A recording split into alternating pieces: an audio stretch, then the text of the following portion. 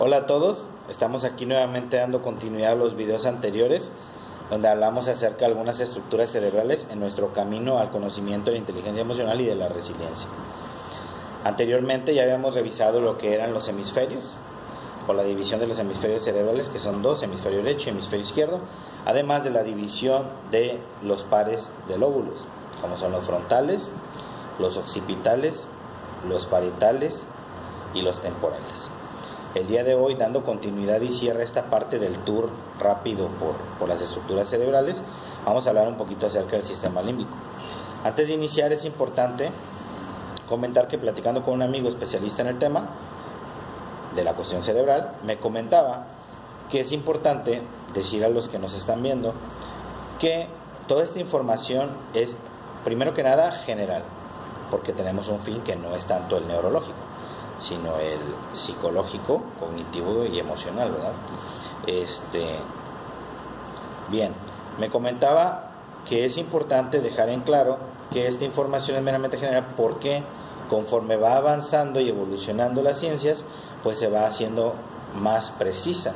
Por consiguiente, a lo mejor la información esta en algunos años o más adelante pudiera verse por ahí, no sé, alterada la información a algo más preciso. Ya se han hecho investigaciones como por ejemplo la más reciente fue la de la lengua, que antes, según las investigaciones, la lengua tenía partes y cada parte determinaba un sabor o absorbía o identificaba un sabor, que si en la punta salado, dulce, amargo, pero ya ahorita resulta que todo cambió y que las papilas gustativas pues obviamente son como un todo. Así la información. Bien, retomando lo que nos interesa, pues vamos a continuar hoy haciendo una descripción breve de lo que es el sistema límbico. El sistema límbico es la estructura que se encarga de la gestión fisiológica de las emociones. Está compuesto por otras partes, como son el hipotálamo, el hipocampo, el tálamo, la amígdala, y estos son más o menos los principales. Hay más, ¿no?, que se incluyen ahí, pero estos son los principales para lo que se viene. Les comentaba, es el último video en relación a la cuestión de las estructuras, así es que voy a hacer la breve descripción y luego vamos a iniciar ya. Y arrancamos con la frase del día de hoy de Alejandro Jodorowsky, que es: si quieres saber todo lo que ignoras, despréndete de todo lo que sabes. Bueno, pues arrancamos. Primero que nada, el sistema límbico, como se mencionaba, tiene varias partecitas que lo componen, varias estructuras que influyen, ¿no? Y la primera es la amígdala, es la más importante y la que más vamos a ir revisando y voy a ir mencionando a lo largo de estos videos.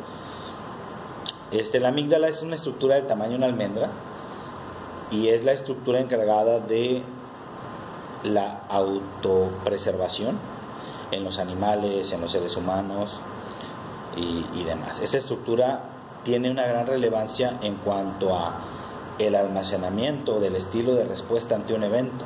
Y esto lo voy a ir explicando conforme vayamos avanzando y es la que más voy a mencionar.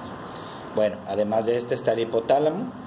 El hipotálamo motiva conductas como la agresividad, la sexualidad, regula la temperatura corporal, así como el hambre. Por eso es que a veces las personas cuando tienen mucha ansiedad tienden a comer. Además, no sé si ha pasado o conocen a personas que les da mucha risa cuando se sienten nerviosos y pueden estar en un funeral y les da mucha risa.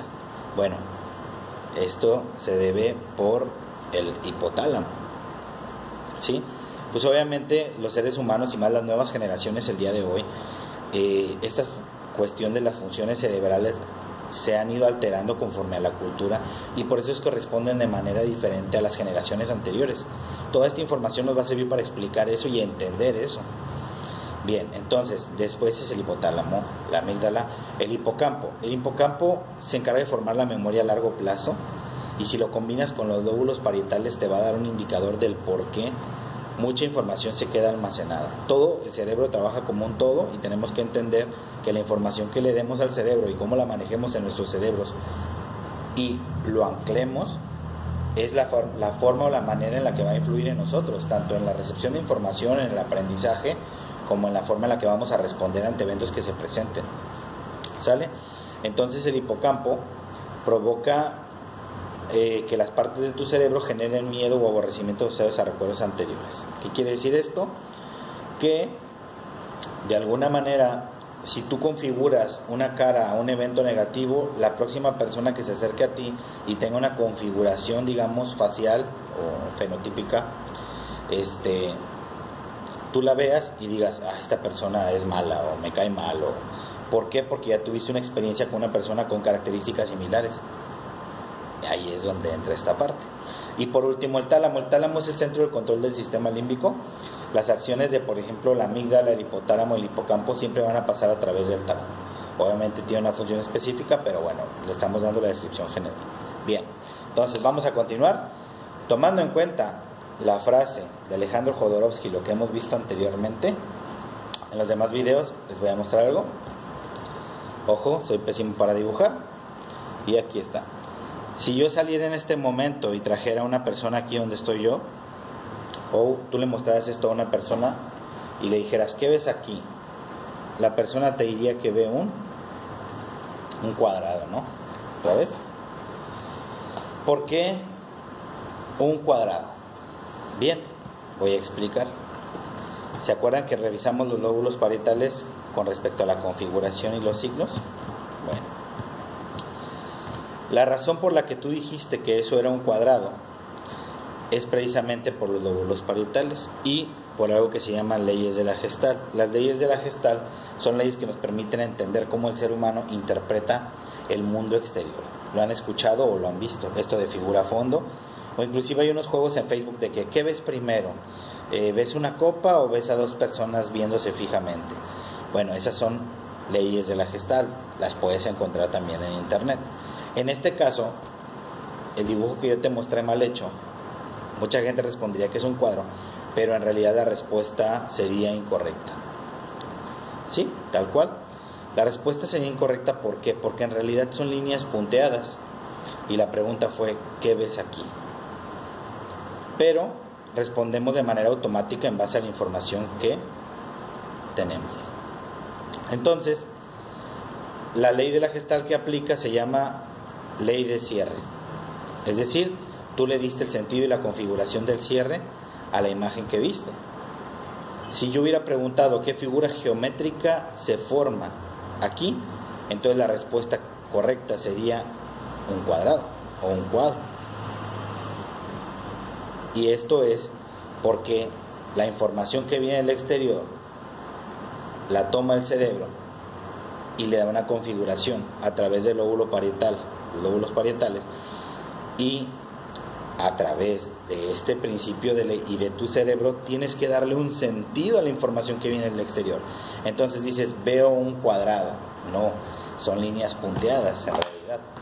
Pero tu cerebro te llevó a responder rápidamente que veías algo porque tienes que darle un sentido. Si yo te digo que ves aquí, me vas a decir que ves un triángulo, pero en realidad hay huecos en el dibujo. Tu cerebro te dice que es un triángulo porque él llena los huecos. Estas leyes de la Gestalt nos hacen entender que el hombre va a responder de manera automática ante todos aquellos estímulos que vienen del exterior. ¿Se entiende? Entonces, a través de las estructuras cerebrales, tú vas a dar una interpretación a la información que viene del exterior. ¿Sí? Esa es la forma en la que trabaja el cerebro. Bien.